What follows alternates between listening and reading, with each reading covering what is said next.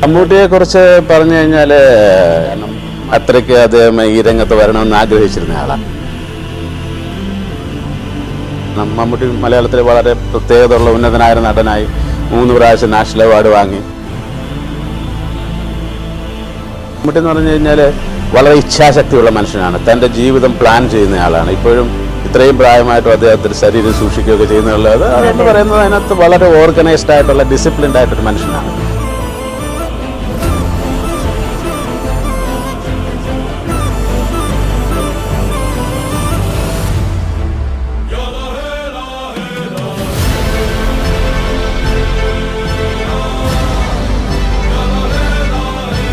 മമ്മൂട്ടിയെ ഞാൻ ആദ്യമായിട്ട് നേരിൽ കാണുന്നത് 1981-ലാണ്.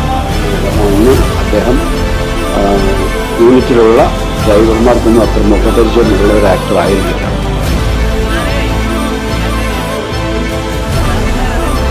അവിടെ മമ്മൂട്ടി എന്ന് പറയുന്ന ഒരു ആക്ടർ നമ്മൾ തിരിച്ചറിയാൻ കഴിയുന്നു.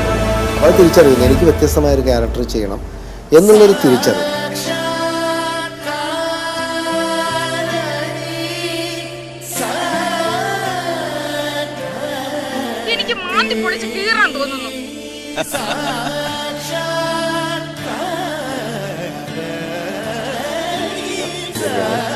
അപ്പോൾ നമുക്ക് ഒരു എക്സ്പ്രഷൻ തന്നു. അപ്പോൾ ഞാനത് അപ്പോൾ ഇത് അറിയുമ്പോൾ ഇങ്ങനെ ചെയ്യുന്നു. ഓൾവേസ് ഫാസിനേറ്റഡ് നമുക്ക്. ബിക്കോസ് അവർ എത്ര പ്രായമാണെങ്കിലും എത്ര ഏതാണെങ്കിലും one of the smartest looking heroes, smartest dressed.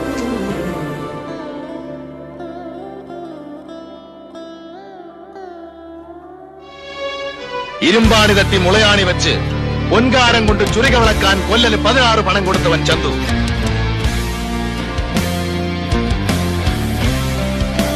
ഇത് ഹബീബ് പറഞ്ഞ പോലെ നരിയാണേ. നിർത്തണം ഏരപ്പാളികളെ. നിന്റെയൊക്കെ ശബ്ദം പൊങ്ങിയാൽ രോമത്തിന് കൊള്ളുകലെന്നെ. നന്ദഗോപാൽമാരാർക്ക് വിലയിടാൻ അങ്ങ് തലസ്ഥാനത്ത് ദില്ലിയിലും ഒരുപാട് ക്ലാപ്പന്മാര് ശ്രമിച്ചു നോക്കിയതാ. നാസിക്കിലെ റിസർവ് ബാങ്കിന്റെ നോട്ടടിക്കുന്ന പ്രസ് ഉണ്ടല്ലോ, കമ്മട്ടം, അതെടുത്തോണ്ട് വന്ന് തുലാഭാരം തൂക്കിയാലും മാരാരിരിക്കുന്ന തട്ട് താണു തന്നെ ഇരിക്കും. മക്കളെ, രാജസ്ഥാൻ മരുഭൂമിയിലേക്ക് മണൽ കയറ്റി വിടല്ലേ. അതിനനുവാദം കിട്ടാൻ വേണ്ടി ഞാൻ കാരണന്മാരെ കണ്ടതിൽ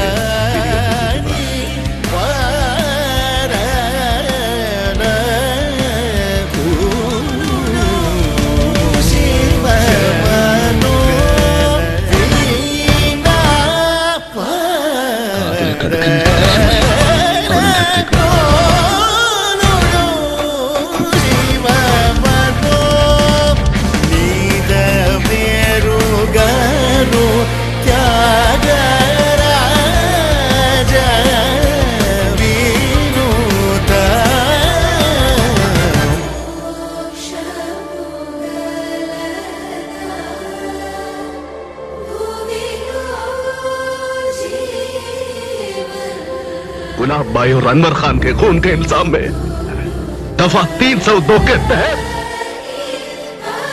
my power to prevent that, but it is within my power to refuse to live under these humiliating conditions.